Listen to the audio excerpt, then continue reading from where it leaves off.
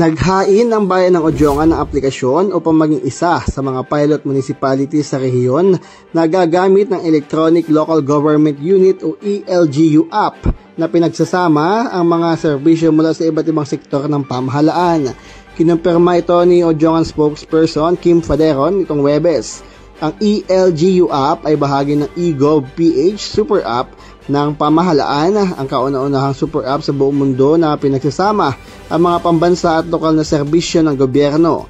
Ito ay binuo ng Department of Information and Communications Technology o DICT upang gawing mas efficient ang paghahatid ng mga serbisyong pampubliko sa mga LGU.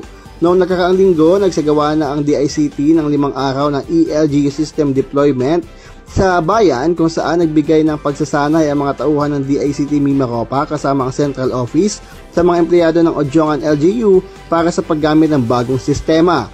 Ipiniliwanag ni Faderon na bagamat hindi pa nailulunsad ang digitalisasyong ito, hinihintay nila ang pag-aprobahan ng kanilang aplikasyon sa DICT.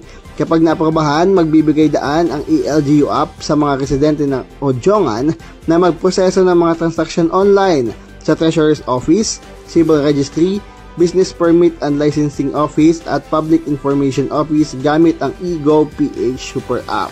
Mula Romblon, Paul Jason Foss nag-uulat para sa PIA Mimaropa News on the Go.